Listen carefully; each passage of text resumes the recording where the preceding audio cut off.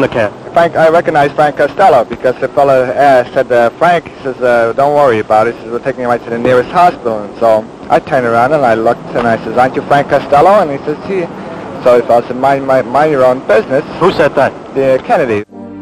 The 1920s marked a transformative era in organized crime, driven largely by the lucrative opportunities of Prohibition.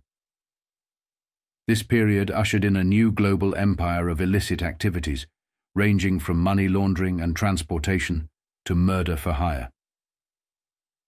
Amidst this burgeoning criminal world, a man emerged whose influence was so profound he was likened to a prime minister.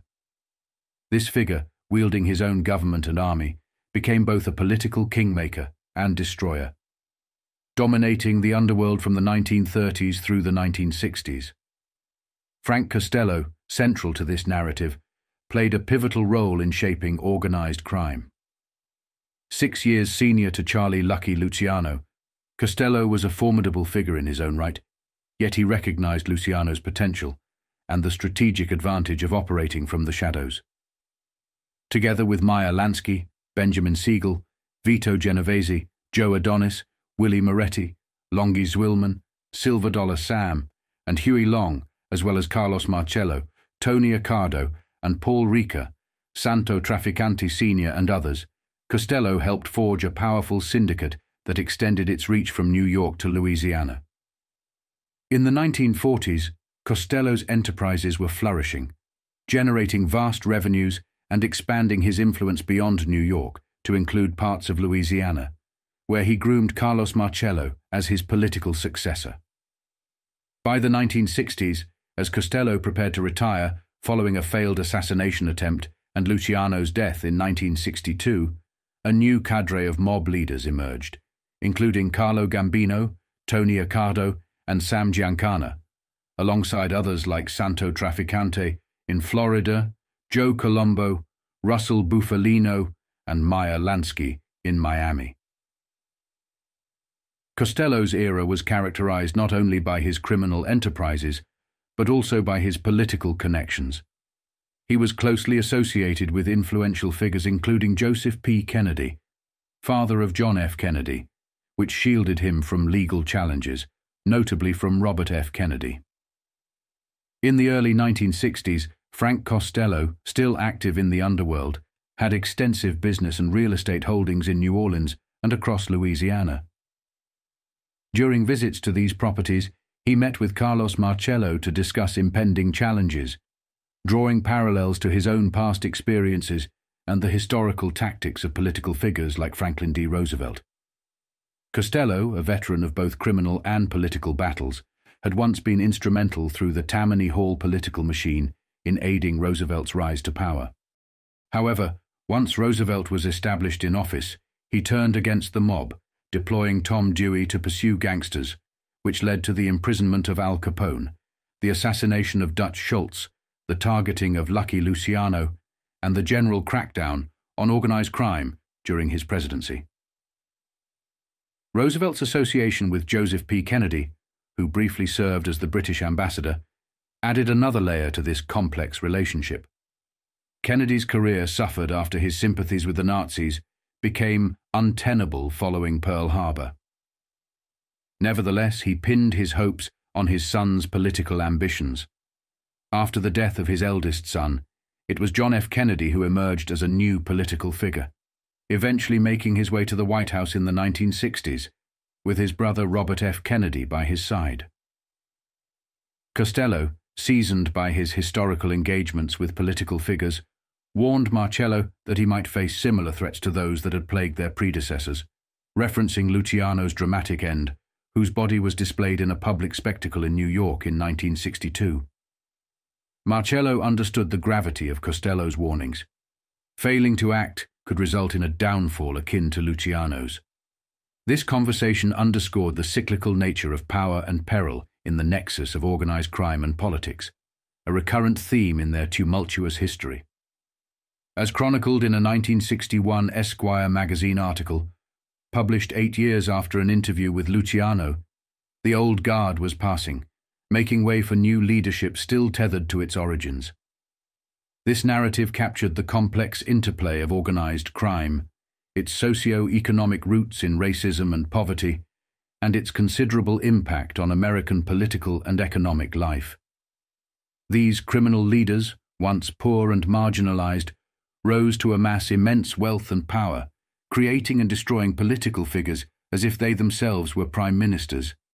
From the 1880s through the early 1900s, they crossed the Atlantic in filthy ships because they were poor, and dug ditches because they were ignorant. And hardly a day passed without some Irishman across the street yelling down at them, "Hey, you dirty wop! Why don't you go back where you came from?" They were not from the Italy of Da Vinci or the Medicis. They were mostly from Sicily and the south, the Italy of goats and mountain men, and of fat ladies with little moustaches who wore rosaries and black dresses down to their ankles. They were people who, from pre-Roman times, seemed always to be mourning something, mourning the murders and rapes by the invading Saracens, Greeks, and French, mourning the erupting volcanoes, malaria, taxes, and endless poverty. And finally, many of them had enough, and they sailed away to America. Two who did this were named Castiglia, and from their town of Cosenza, near the toe of Italy, they brought their 4-year-old son, Francesco, who never dreamed he would someday have an Anglo-Saxon doorman. He never dreamed that, as Frank Costello, he would someday spend $50 for a hat, $350 for a suit, and be capable of forgetting $27,200 in the back seat of a New York taxicab. Nor did he ever dream that the mere mention of his name would whet the appetites of crime busters and make thousands of Italian-Americans slightly uncomfortable with their names and hypersensitive to slurs and questions. "You Italian?" Half and half. "You Italian?"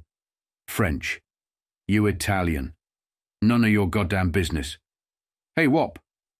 Who you talking to, you bastard? And how did you enjoy Rome, Mrs. Winfred?" "Fine, except too many Italians." "Look, Angelo, my son, don't ever let them push you around because you're Italian. Don't forget that America is named after an Italian, was discovered by an Italian, and Italians were giving art to the world when those goddamned English were living in caves like savages and painting their faces blue." Frank Costello grew up in a New York slum with other peasant children whose parents understood neither the language nor the law. Their mothers relied entirely upon God, and their fathers relied on those better educated but unreliable countrymen, the padrones, with the same blind faith that in later years led them to believe Primo Camera would beat Max Baer. These fathers were short and humble men, too short ever to become cops, but just right for collecting garbage and building subways, although some preferred to tend farms upstate, and still others moved into Ohio and Pennsylvania and pushed wheelbarrows filled with rocks up hills to build homes. And when they would reach the top of a certain hill in Ambler, Pennsylvania, panting and sweating, a parrot at the window of a roadside home would shrill down at them.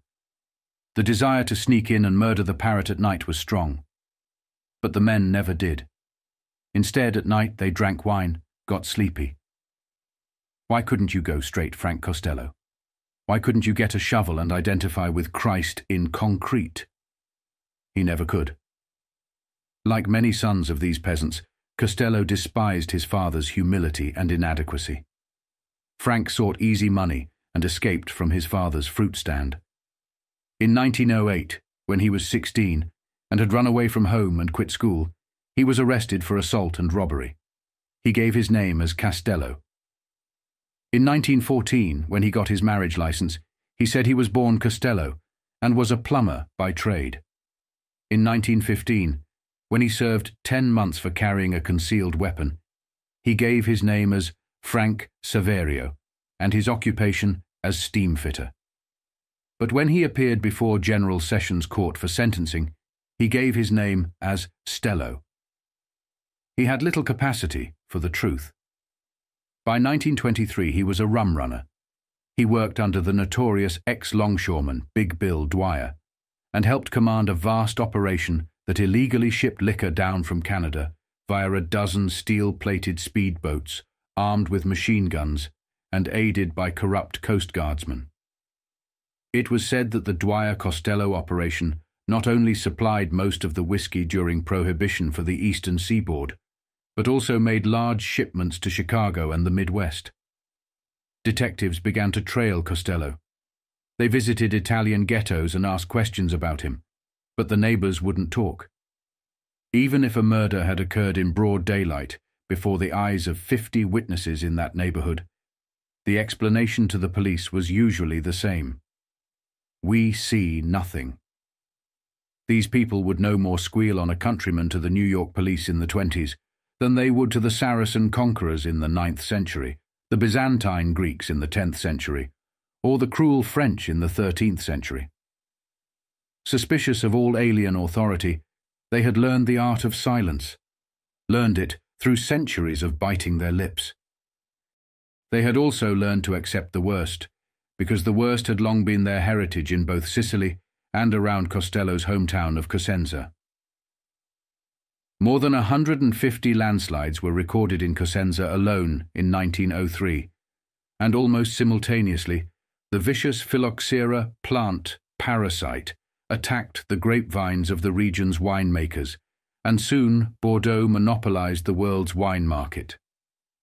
Malaria was so bad in Cosenza in 1807 that it even wiped out 800 of the French soldiers, just as, in 1173, it had eliminated one of Thomas à Becket's fleeing murderers, William de Tracy, and in 410 had cut down Alaric, king of the Visigoths, shortly after he had plundered Rome.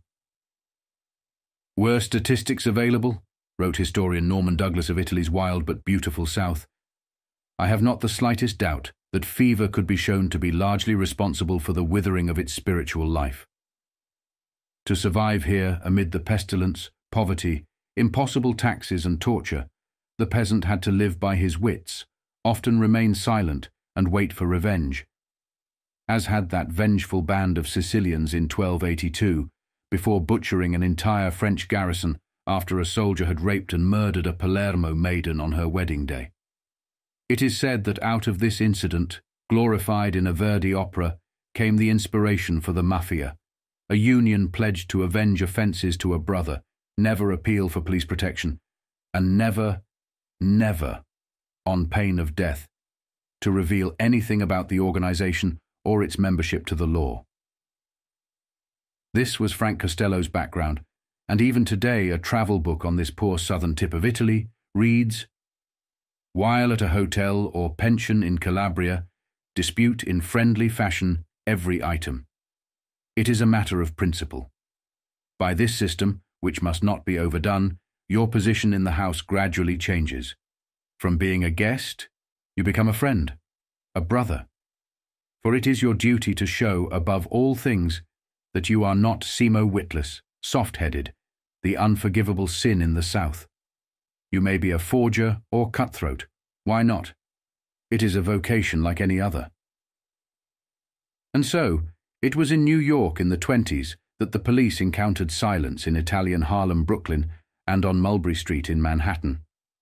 After the police had gone, the men would mutter among themselves, "No want to no trouble." And they would agree that Costello had done no wrong. The law was merely picking on him because he was Italian. Their obedient wives over the stoves would nod. Then, pushing pasta and wine in front of their husbands, the women would plead, "Eater, eater," in their whitewashed apartments with Madonnas atop the radio and crosses everywhere. Eater. Frank Costello himself felt he had done no wrong, and in 1925 he became an American citizen. When asked his occupation, he answered with a straight face and clear voice, "Real estate."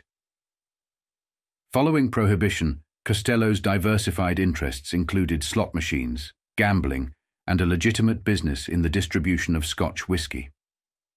When Mayor Fiorello LaGuardia had the New York police junk the slots and dump them at sea, Costello moved machines into New Orleans with the cooperation of Senator Huey Long, who said he wished to raise extra money for Louisiana orphans, widows, and the blind. As managers and collectors for his slot machines, Costello hired the two Geigerman boys, his brothers-in-law, both former cab drivers. "Dudley Geigerman is probably the thriftiest man ever heard of anywhere," wrote the noted crime reporter Herbert Asbury. At a time when he was paying $40 a month rent, buying furniture on the installment plan, and worrying about paying a maid $6 a week, he was reporting to the government taxable income of more than $100,000 a year. Costello, to be sure, was trying to live a quiet, inconspicuous life during the 30s. The 10 months he'd spent in jail in 1915 for carrying a concealed weapon was the first and last time he'd been behind bars. And it was said in his behalf that in 1929, following the St. Valentine's Day massacre in Chicago, Costello convinced a convention of gangsters at Atlantic City on the utter senselessness of carrying weapons and murdering rival gangs. He advocated instead that rival gangs respect each other's territorial rights. As for himself, he dabbled in New York politics and contributed to the campaigns of his favorite politicians. Among the politicians who allegedly visited Costello's penthouse in 1942 was William O'Dwyer, a future mayor of New York. But Costello's notoriety was not so well established then. The New York Times, on July 17, 1942, identified Costello as a sportsman. He was always polite and entertained graciously at his estate in Long Island. He was also a model husband.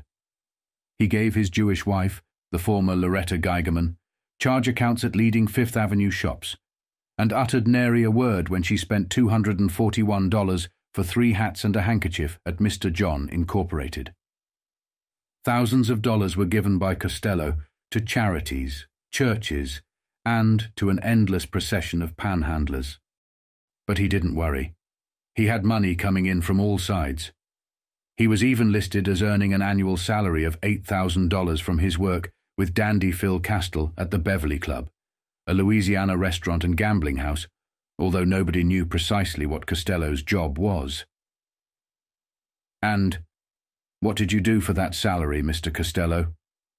a crime buster asked in a later investigation. "Well," Costello said, "I helped to get different acts and I solicited some business. In other words, if someone was going to Louisiana, I would recommend a place. I was just a goodwill man for them, and I would recommend different acts for the club." "How did you go about looking for acts?" "Well," he said, "if I would hear of a good act, I would go in there, have dinner, and watch it. If I thought it was good, I would call them up and say, 'Here is a good act.'" "What acts did you recommend?" "Well, Joe Louis, Sophie Tucker, and a lot of big acts." "Would it take an expert to recommend headliners like that to a nightclub?"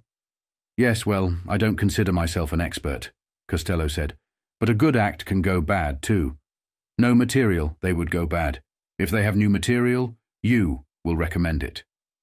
"Did you do anything about preparing or reviewing the material of these acts?" "No," Costello said. "I was just soliciting them. Then, if I would like them, I told them I liked them." "And for that you got $18,000 a year?" "That's right." Frank Costello had them completely baffled.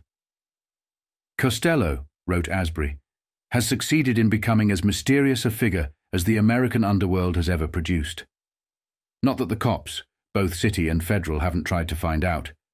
They've been trying, in fact, since the middle 1920s. But by and large, Costello has been too clever.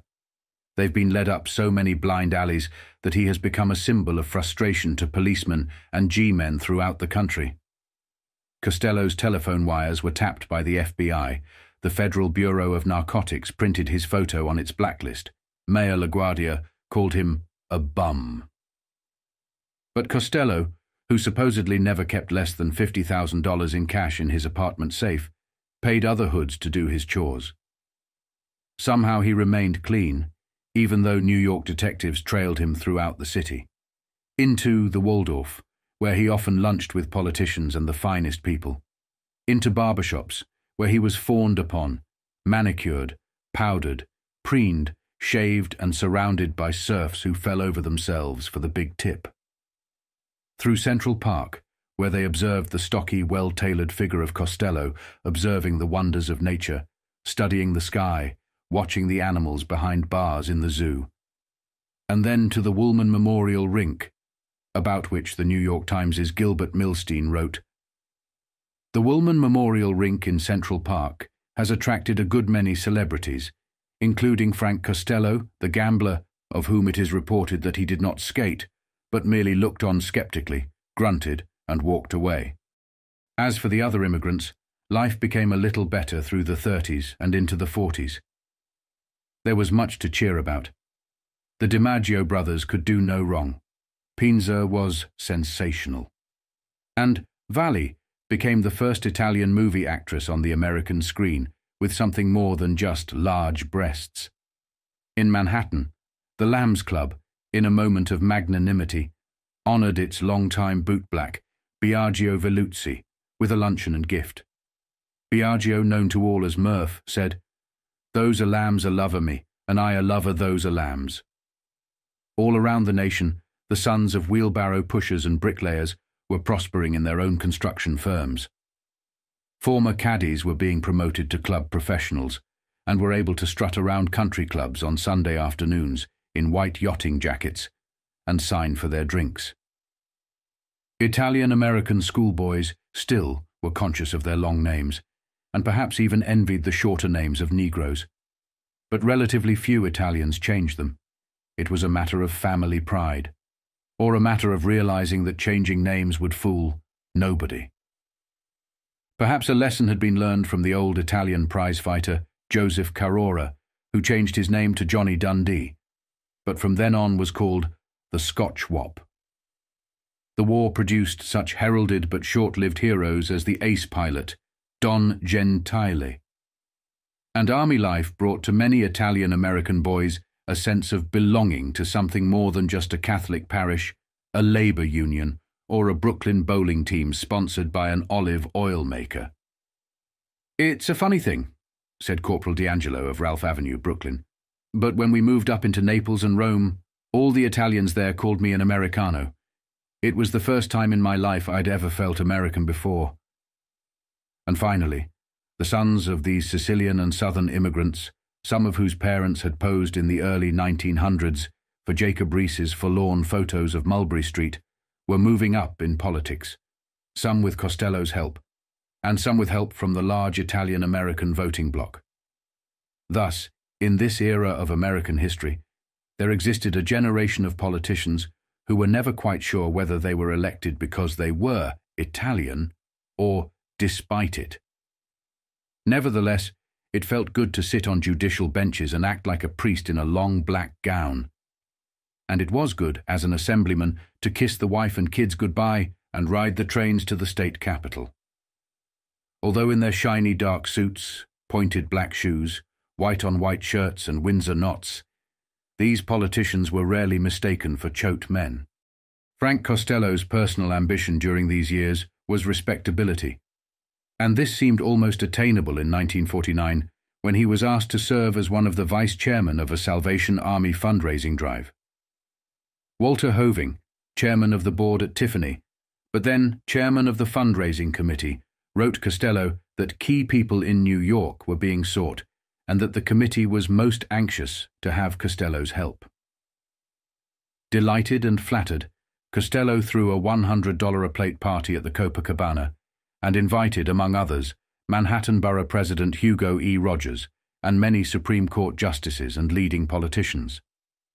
He was able to collect $3,500 from contributions this way, and, adding $6,500 of his own money, sent $10,000 to the Salvation Army.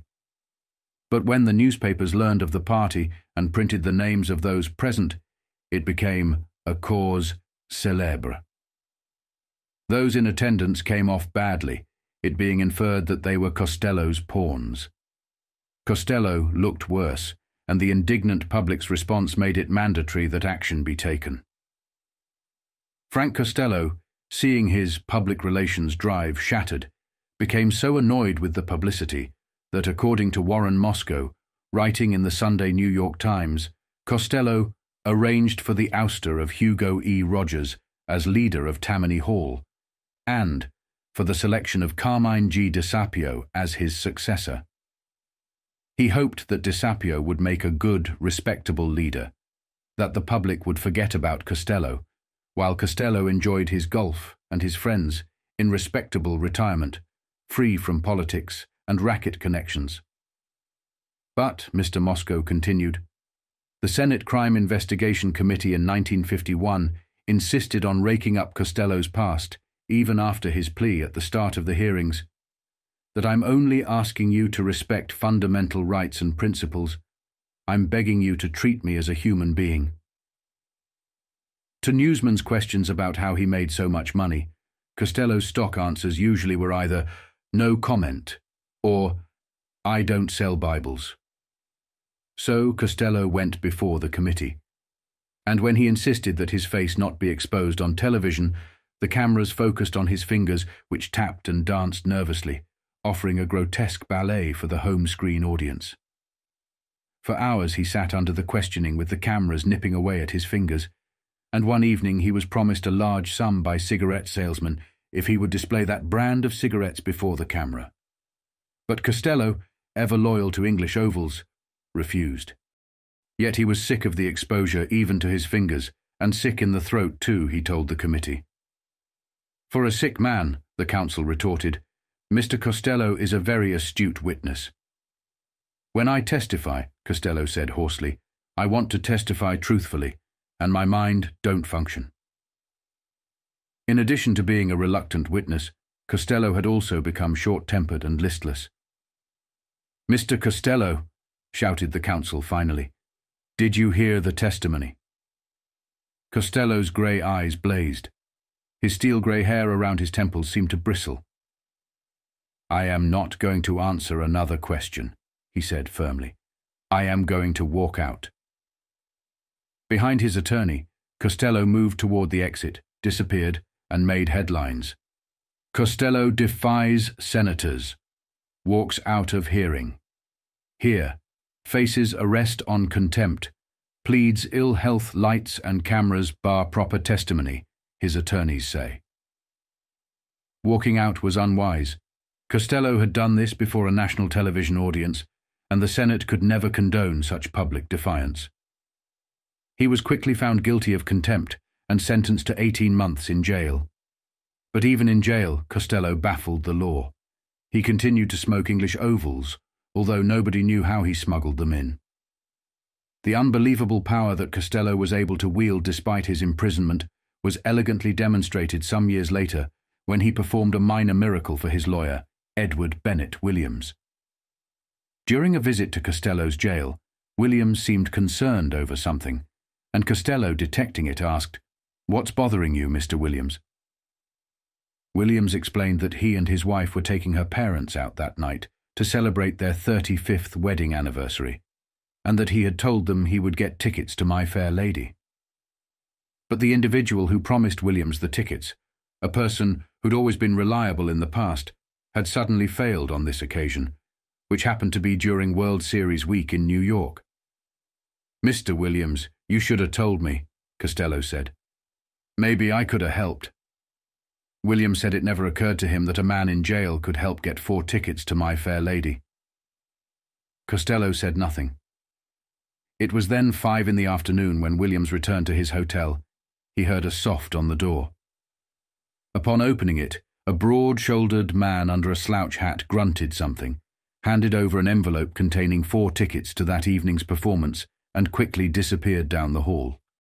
While Costello was in jail, the grandchildren of the immigrants were growing up and becoming aware of the subtle handicaps of their names and becoming confused by some conflicts in their environment.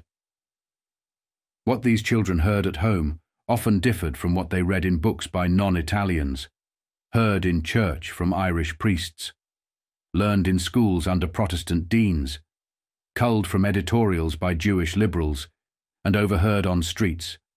Those Italians, they're all alike. Why don't they ship Costello back where... And among Italians they heard, they're picking on Costello, 'cause he's... God, if they pulled that stuff on the Jews, that Anti-Defamation League would. Frank Costello rarely defended himself verbally. To newsmen's questions about how he made so much money, his stock answers usually were either "no comment" or "I don't sell Bibles." Although he once explained to a reporter, "Look, I'm a gambler, but I don't operate where I'm not wanted." No sooner had he completed his term in prison for contempt than he was hauled back on charges of tax evasion. His high-priced attorneys tried hard to beat the case in court. "Now, for God's sake, Frank," one of them said, "when you appear in court tomorrow, don't come in wearing one of your $350 suits and appear so affluent." "What do you want me to wear?" Costello asked. "What you have on," the attorney said, nodding toward Costello's blue denim prison suit. Costello thought it over for a second, then frowned and said, "I'm sorry, but I'd rather blow the goddamn case." He did. On May 14, 1954, the headlines read, "Costello guilty in tax fraud case." And the newspapers and magazines ran a photograph of Costello that was like so many other photos of him through his career.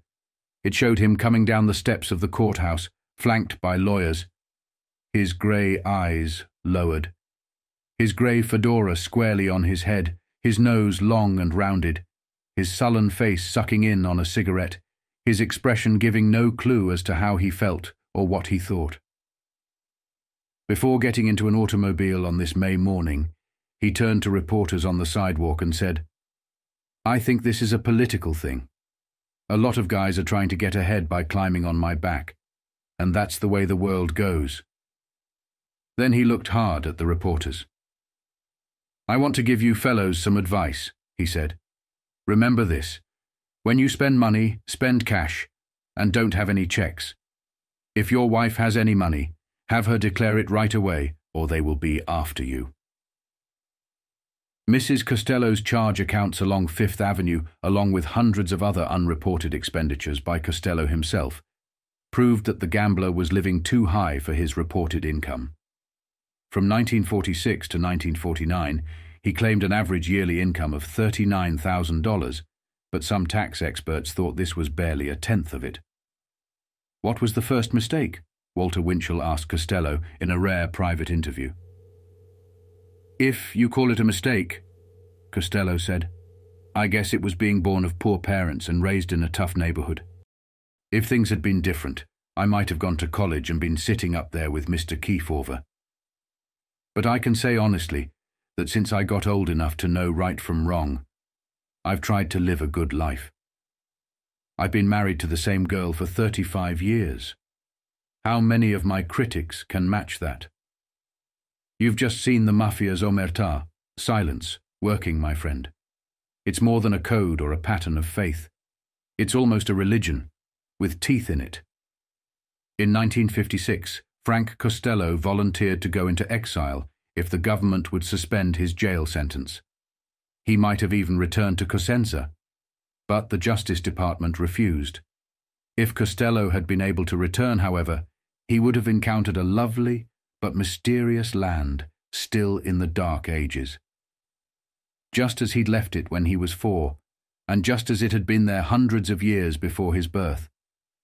He would have seen peasant women walking along the roads around Cosenza, balancing clay pots on their heads, and the men riding donkeys there would have sunbaked, biblical faces. He would have seen small, ancient white houses of stone studded in the vast green mountainside to the east, and to the west, in the blue-green Tyrrhenian Sea, swarthy boys would be swimming in the nude. Frank Costello probably would not have liked the place. It is not pleasant to see one's roots so exposed, nor to be reminded of such humble beginnings. If Costello were there, he would see few American tourists, except a few second-generation Italian-Americans who might now be of age to travel and visit any relatives in the South, or to see the birthplace of their grandparents. And every once in a while, on one of his walks, Frank Costello might hear a young grandson being greeted at the Cosenza train station by packs of jubilant relatives who would make the boy feel like a new messiah, or a MacArthur returned, or a kind of Latin Lindbergh in a ticker-tape parade. Except instead of confetti, the boy would be showered with wet kisses from endless uncles, aunts and cousins who could not understand a word of English. Nevertheless, with an 8mm movie camera, the boy would begin to click off scenes of these relatives in Costello country. Perhaps these films would later be shown in a kitchen back in Brooklyn, where a bedsheet, serving as a projection screen, would be tacked to the flowered wallpaper. And when the lights would go on in this Brooklyn kitchen, tears would be seen in the eyes of some older folks. In the latter part of 1956, after Edward Bennett Williams filed a motion to set aside the tax evasion conviction on the grounds that it had been based on illegal wiretap evidence, the gambler got out of jail for a while and tried very hard to avoid publicity. But he was back in the nation's headlines soon because of what happened on the night of May 2nd, 1957. At 10:55, as Costello was walking past the doorman toward his penthouse apartment, a bullet whizzed toward his head, nicked his scalp, and whistled through his grey fedora. Costello insisted to the police that he had no idea who did the shooting. "Isn't it a fact, Mr. Costello, that you saw this man?" a detective asked. "Isn't it a fact?" "No," Costello said. "I haven't seen no man." "Do you know of any reason why anybody in the wide world should want to kill you, Mr. Costello?" "No," Costello said. "I don't know of any human being that had a motive."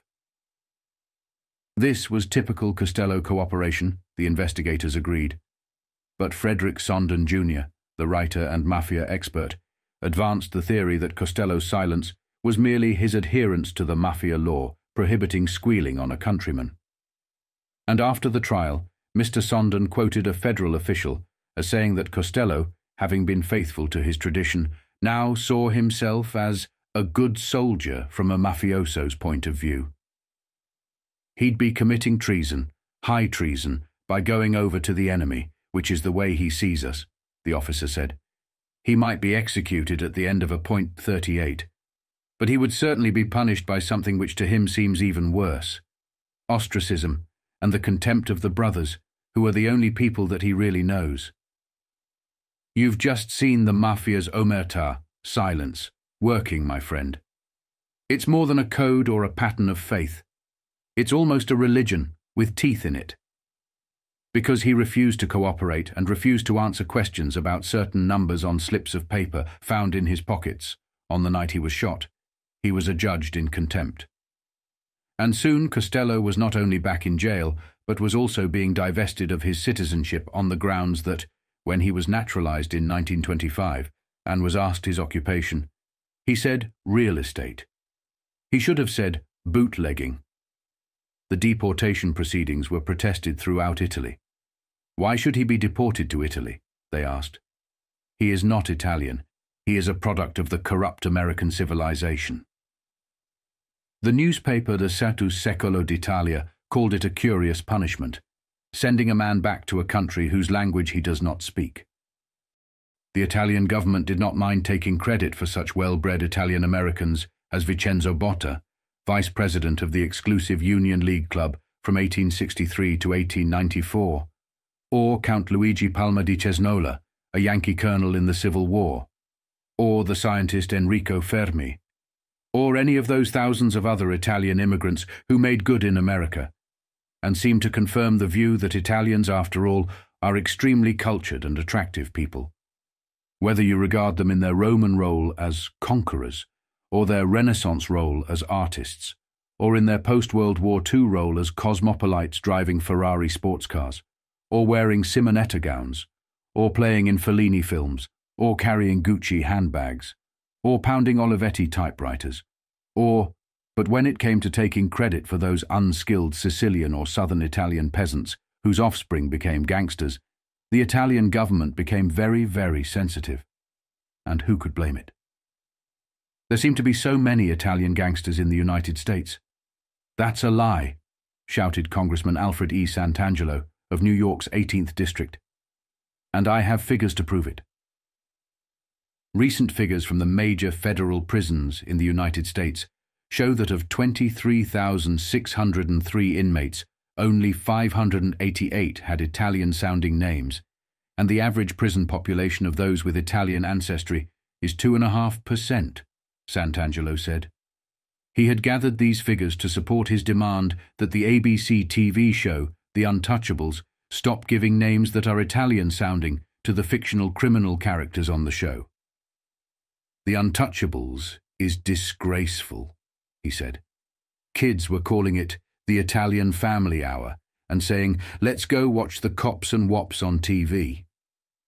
The congressman, supported by many Italian-American organizations, protested the insults to Italian names, and enough pressure was put on one of the sponsors to force a change in the script. This is the big difference in the Italian-American of today. He is quick to defend himself, whereas his grandfather, who was illiterate, couldn't, and his father, often insecure, wouldn't. The evidence of this change in the present generation's behavior can be found in such news items as January 25, 1960, the New York Times. The Italian-American League Against Discrimination announced yesterday that it would seek to counteract by publicity campaigns recent tendencies to characterize Italians as criminals. April 23, 1960, UPI. The weekly newspaper, The Pilot, said in its lead editorial that there are also gangsters who are English, Irish, Dutch, Jewish, German, Negro.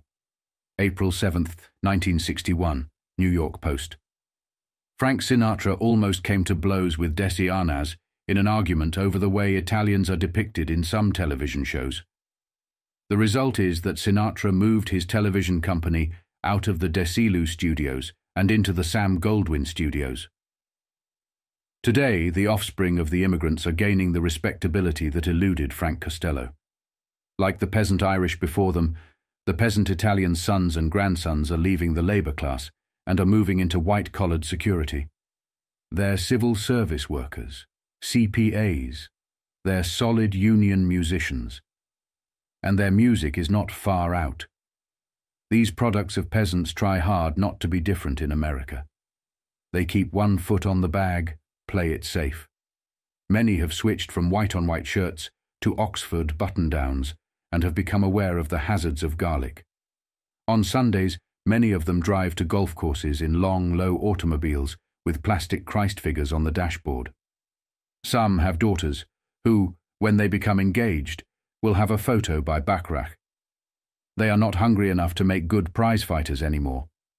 Marciano was the last of the great Italian-American heavyweights.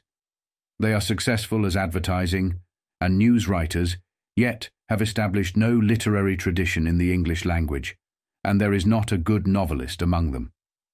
On the radio and television, they sing soft, soothing melodies, but most of the great opera voices are still imported. They have not yet arrived like the Irish, but the Italian masses are on the rise, aspiring to solid middle-class status. Great numbers of them have moved out of the neighborhoods of their parents and become integrated. Quite a few have left the city altogether for suburban living. And when asked why they left the city, some become almost indignant and exclaim, "What?" and live next to the Puerto Ricans. Meanwhile, as Frank Costello now marks his 70th birthday, the present generation Italians are celebrating his decline, in a sense, because his notoriety reminds them of things they wish to forget. Costello never understood the rules of the New World because he was influenced by the tradition of a land that existed in the past.